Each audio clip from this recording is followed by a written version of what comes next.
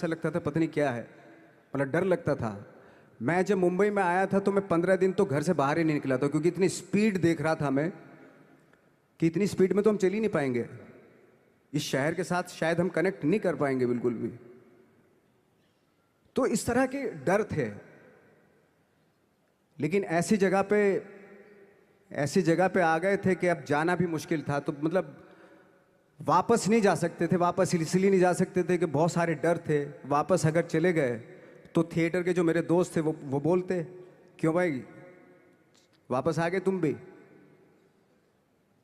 जैसे बहुत सारे लोग वापस आ रहे थे तुम भी वापस आ गए, चलो लग जाओ ठीक है। गांव में इसलिए नहीं जाता था अपने कि जो पहले ही बोलते थे वो लोग के शक्ल तो देख ले, फिर हार के उनके सामने चला गया तो क्या बोलेंगे अब हमने, वो तो वही बोलेंगे कि हमने तो पहले ही मना किया था कि मत जाओ, क्या सूरज शक्ल तो थोड़ा ही थी तुम्हारी स्टार बनने की, एक्टर बनने की। तो ये बहुत सारे डर थे जिसकी वजह से मैं अपने ना तो गांव जाता था, ना जहाँ से ट्रेनिंग ली थी दिल्ली से, ना वहाँ जाता था। मैंने जो भी है मरना जीना मुंबई में ही होगा। रही बात सक्सेस की, सक्सेस अगर 30 साल बाद भी मिलेगी उसके लिए भी मतलब तैयार रहना चाहिए। सक्सेस की कोई डेट नहीं होती, कोई तारीख नहीं होती, कोई टारगेट नहीं होता कि इतने ही दिनों में मिल जाएगी। इंसान का काम होता है, आई थिंक मुझे लगता है कि मेरे हिसाब से मुझे लगता है कि लाइफ ना हमेशा अपने आप को लाइफ में पुश करते रहो, और पैशन के साथ जिस भी आप काम में हो, जो भी आप काम कर रहे हैं उसमें पैशन के साथ लगे रहना बहुत ज़रूरी होता है। क्योंकि पैशन से क्या होता है, जिस भी आप फील्ड में होते हैं उसकी डिटेलिंग्स मिलनी शुरू होती है। जैसे जब आप समंदर में देखते हैं, समंदर की जब गोता मारते हैं नीचे जाते हैं तो आपको एक धीरे धीरे बहुत कुछ दिखाई देना शुरू। ऐसे ही आपका भी फील्ड है, कोई भी हर फील्ड ऐसा ही होता है, उसमें असीम संभावनाएं होती हैं, इतनी पॉसिबिलिटीज होती हैं कि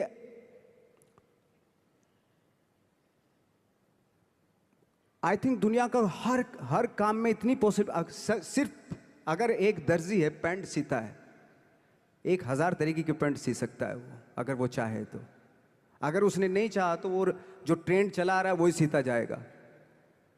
लेकिन अगर उसने चाह लिया कि मैं ऐसा कुछ करता हूं, तो 1000 तरीके की पैंट उसी में 1000 तरीके की सी देगा वो पैंट। ऐसे हर फील्ड में पॉसिबिलिटीज बहुत होती हैं, और एक परफेक्शन होता है। फॉर एग्जाम्पल जैसे हम लोगों ने ट्रेनिंग इसलिए ली कि परफेक्शन आ जाए अपने काम में।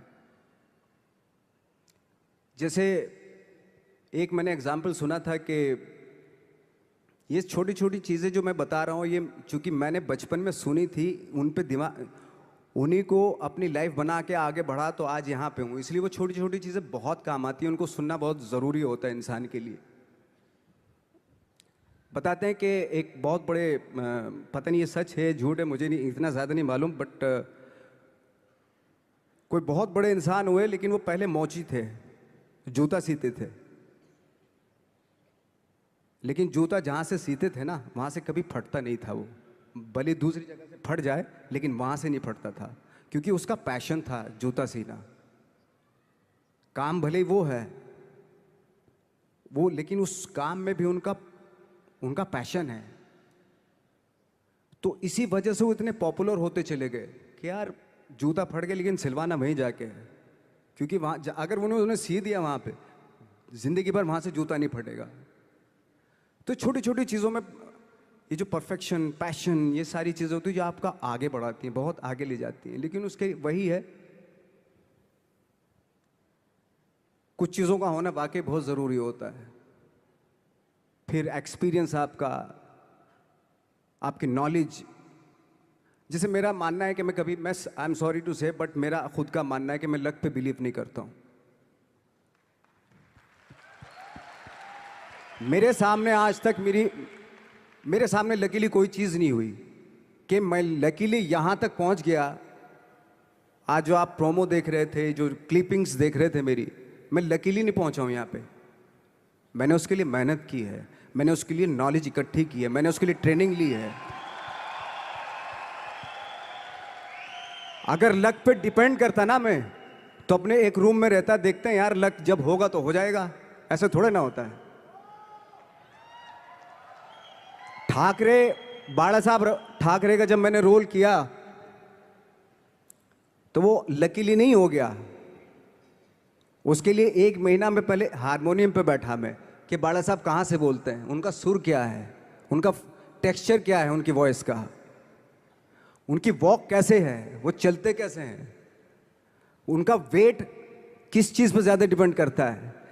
हर आदमी का जो वेट होता है, किसी का थाइस पे होता है, किसी का फुट पे होता है, किसी का बट पे होता है वेट, किसी का कमर पे होता है। हर आदमी का एक वेट शिफ्ट करने का एक अलग तरीका होता है। तो हम लोग इतनी डिटेल में जाते थे कि बाला साहब किन चीज़ों पे वेट कर रख के चलते हैं, ऐसे चलते हैं, कोई या तो ऐसे चलते हैं या ऐसे चलते हैं, ये क्या, इस तरह की बहुत सारी डिटेल होती हैं। जब आप जाते हैं तो बहुत सारी चीज़ें पता चलते हैं।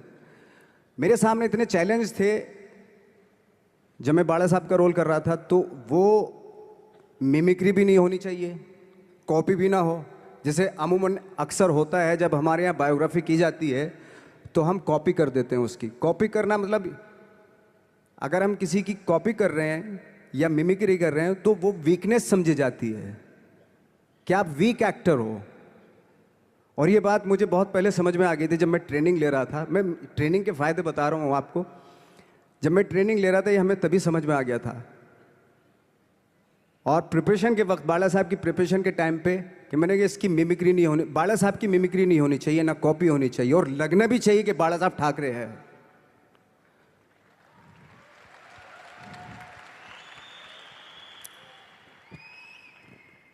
क्योंकि चैलेंज ये था कि हजारों लाखों वीडियोस हैं बाला साहब ठाकरे के, हर आदमी ने देखे हुए हैं, सब ने देखे कि बाला साहब कैसे बोलते हैं, कैसे हाथ को ऐसे ले जाते हैं।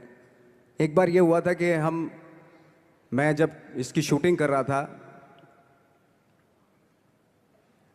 ठाकरे मूवी की शूटिंग कर रहा था मैं, तो उद्धव साहब ठाकरे जो है वहाँ पे आ गए थे, वैनिटी में बैठे थे मेरे सामने। तो मेरा हाथ ऐसे था, इट्स लाइक दैट।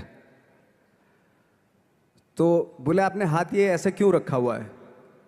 मैंने उनका हमेशा ऐसे ही रहता था हाथ। तो और यही वो क्या होता था, वो सिगार पीते थे और सिगार ऐसे पिया जाता है कुछ ऐसे, और इसलिए उनका हाथ हमेशा नॉर्मली भी रहता था तो ऐसे रहता था। और यहीं से जब स्पीच देते थे यहीं से ये जाता था, जो उनका सिग्नेचर वो जेस्चर था।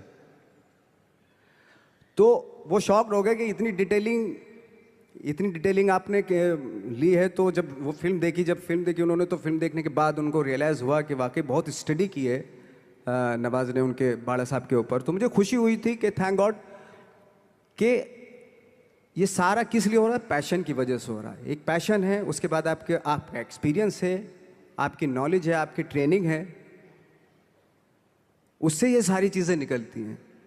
लाइक मंटो, ये जितने भी कैरेक्टर्स हुए वो सब हवा में नहीं हुए या लकीली नहीं हो गए।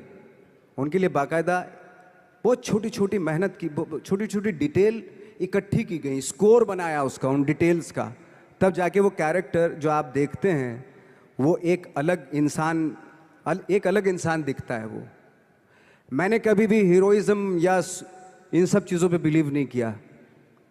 जब आज मुझे बोलते हैं कि तुम तो स्टार हो, मैं सच आज भी मुझे यकीन नहीं होता कि मैं स्टार हूँ। मुझे लगता है कि मैं एक्टर ही हूँ, और मैं आज भी ढूंढने की कोशिश कर रहा हूँ, नई नई डिटेल्स ढूंढने की कोशिश कर रहा हूँ कैरेक्टर्स की। स्टार्स का क्या होता है कि जब स्टार होता है एक जैसा होता है और 30-40 साल तक एक जैसा करता चला जाता है वो। मुझे वो नहीं बनना। अगर मैं ये करूँ तो शायद दूसरे दिन ही बोर हो जाऊंगा मैं। मुझे हर रोज नए कैरेक्टर ढूंढने हैं।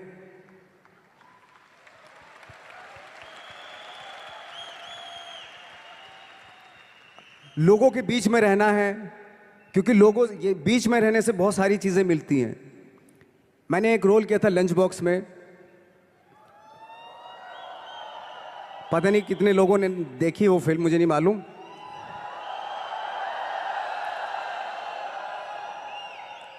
उसका कोइंसिडेंट ऐसा हुआ कि मेरा जो दोस्त था, जो मेरे रूम पार्टनर स्ट्रगल के टाइम पे मेरे साथ रहता था, तो मैंने उसी की डिटेल मार दी उसमें फिल्म में। जब पिक्चर रिलीज हुई तो उसने देखी, उसको लगा अरे ये तो मैं हूं। अब वो भी एक्टर था, उसके बाद जब वो फिल्म इंडस्ट्री में किसी के पास काम मांगने जाता था तो लोग उसको बोलते थे, यार ये ऐसा मत कर, ये नवाज ने कर दिया, कुछ दूसरा कर। तो बोलता, हम तो ओरिजिनल में ही ऐसे हैं, उन्होंने हमारा कॉपी किया है। लेकिन कहने का मतलब ये है कि लोगों के क्या होता है, स्टार्स हमेशा शीशों के घरों में रहना शुरू कर देते हैं। उनको बांद्रा में, उनको मतलब किसी ऐसी जगह पे रहते हुए ये नहीं मालूम कि दूसरी जगह क्या है। अगर आप चाहते हैं रोज हर फिल्म में एक नई पर्सनैलिटी क्रिएट करें तो लोगों के बीच में रहना पड़ेगा आपको। भले थोड़ी परेशानियां होती हैं बट रहना पड़ेगा उनके बीच में। मेरा तो ऐसा मानना है।